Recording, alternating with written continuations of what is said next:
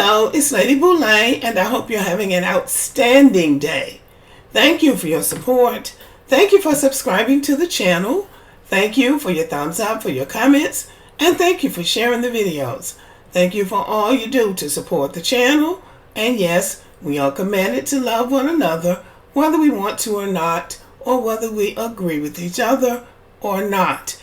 Yesterday, I posted a video about D9 organizations, Black Greek organizations, and I got a lot of mixed reviews about it. Some of y'all seemed kind of confused or didn't quite know what they were all about. Some people spoke with authority about these being organizations that were demonic, and we were worshiping gods and goddesses, and people who actually seem to know more about the sororities than the people who are in them. And this is not unusual for Black people. They are directing me to people who denounced, and I go to their channels, and what do I find? Video after video after video about all the things that's wrong with the sorority. In other words, grifting off of the sorority. And knowing how gullible we can be as Black people and how quickly we are to tear each other down, they knew, those people who are doing this knew that they could get an audience by trying to tear down organizations that I have told you have over 1,000 years of successful and productive operation. So I'm not going to try to convince anybody of anything. I know about my sorority. My husband is in a fraternity, and I know neither one of us would be praying to any kind of false or idol god. So this has been convoluted and blown way out of proportion because somebody decided that, well, this is a good way to grift and this is a good way to get attention from Black people, because again, these people are making money off of this. Many people who join Black sororities and fraternities in college enjoy the experience while they're in college. After they leave college, they have no more interest in it. But if you figure out that I can make money by telling Black people that this is demonic, because people who really read the Bible and who are really into the scriptures understand that God is not a small and petty God. God is omniscient, all-knowing, omnipotent, all-powerful, and omnipresent. He's everywhere. God is not threatened by a sorority or a fraternity. So they're really diminishing the power of God and trying to bring him down to the human level where he's dissecting and judging everything that everybody does. God gives you free will. We have free will to join social organizations if we want to. And these people who are doing all of this religious talk, most of them will admit they don't even go to church. Many Black preachers who went to college joined fraternities, and they're still in their fraternities. They may not be active in their fraternities, but they haven't denounced their fraternities, and many of them are financially active, but they don't get involved in the day-to-day. These organizations are charity organizations. They are service organizations. And how Black people can take this and turn it into something negative speaks to the fact that, number one, a lot of Black people are petty. And if they can't get in the organization, they will talk bad against it and find something wrong with it. Number two, a lot of these people have been kicked out of these organizations permanently because of the behavior they exhibited when they were in the organization, including hazing. And all of y'all who are coming back talking about people hazing, when you haze in these fraternities and sororities, you are permanently expelled. They do not condone hazing or any violation of a person, because actually those are criminal acts. So in case you didn't know, you still can't violate somebody just because you're in a fraternity or a sorority.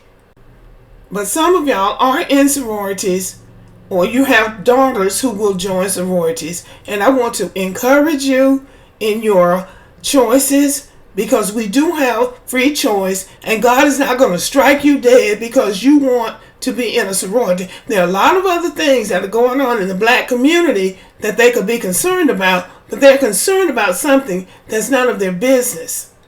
But we have to stand up to these people and find ways to protect ourselves from these turncoats. We're not required to tell anybody about the activities of our organization.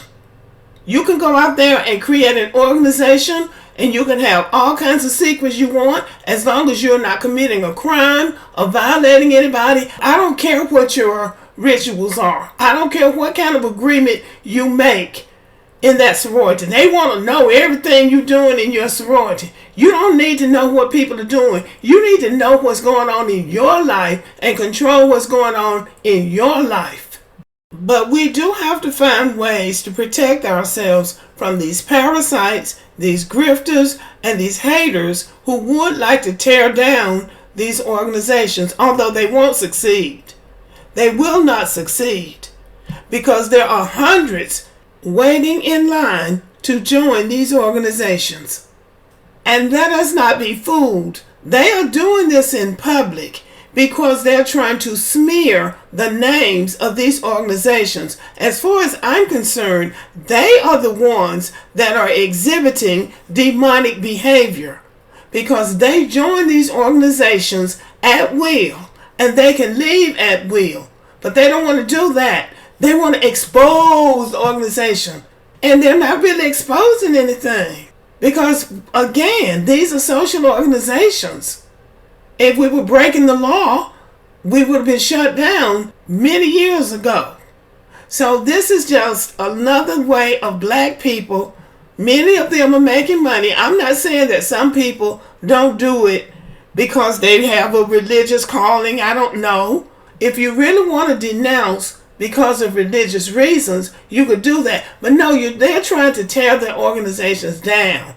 That's what Satan does. So let us not be fooled, and let's not get the demons mixed up. That's what Satan does. Goes to tear things down. Tear up what other people built down.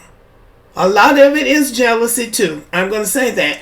But this is a member of a sorority, and she is telling she is a lawyer, and she is telling the organizations what they need to do to protect themselves from people who would tear their organizations down. I'm an attorney in real life. I don't play one on television, and I am also a 36-year member of a D9 sorority. Because these are my personal opinions that I'm going to talk to you about, and some of you are going to find them a little controversial, I'm not going to name my sorority, but if you know, you know. Let's talk about the people who are denouncing and what we can do to protect our organizations. So, people who want to denounce, they should absolutely be allowed to do so. If your religious or spiritual beliefs are inconsistent with anything about our organizations, you should be able to leave. I want to talk to you about how they leave and what we can do legally to protect our organization. I think every new initiate and every current member of the D9 organization should be required to sign a non-disclosure agreement, an NDA. An NDA is a legally binding contract that requires you to keep certain information confidential. So in order to be a new member of our organizations, you would have to sign this NDA. In order to continue to be a member in good standing, I think you should be required to sign this NDA also. And let's talk about what the NDA should say so that they will protect the organizations. And you should be able to leave and leave us in peace. So these are the things I think should be in the NDA. Number one, if you decide to denounce, any correspondence between you and your national office should remain confidential. You cannot go and publish your letter or anything they send to you on the internet. Number two, you cannot reveal any confidential information about the initiation process or the rituals that you gained because you went through the process to anyone. Number three, you cannot disparage the organization. So a non-disparagement clause means the organization is not going to say anything bad about you, and you're not going to say anything bad about us. Number 4, if the organization believes there has been a violation of the NDA, they can enforce it through private confidential arbitration. Arbitration, because you don't want this in the court system, because if it's in the court system, it's going to be public. So therefore, the organizations will have an arbitration clause. That's how they will enforce their NDAs. Number 5, if the organization has to enforce the NDA and they are successful, then you, the person who is denouncing, who's leaving, will have to pay the organization's legal fees. Number 6, if you violate the NDA, there should be a liquidated damages clause in the NDA. That would be a set amount of damages, money damages, that you would have to pay to the organization if you violate the NDA. And I would suggest it be something substantial, like $10,000 or $20,000, because money will motivate people to adhere to the confidentiality agreement that they have signed. I think all D9 organizations should adopt this, because no 30-day member of any of our organizations should be allowed to be out there just spreading information willy-nilly. So this is my suggestion. Y'all let me know in the comments what you think. Do you think it would be enforceable? Do you think it would make people who may be having doubts, even before they start the process, think twice about what they're doing? Okay, so this is my Sora. I don't know her, but I think this is very good information. People who want to leave should be able to leave, and leave in peace. Nobody's trying to force them to stay in the sorority. But they should not be able to get on a social media platform or any platform and disparage the organization because it didn't work for them. Okay, y'all, thank you for listening and have a good evening.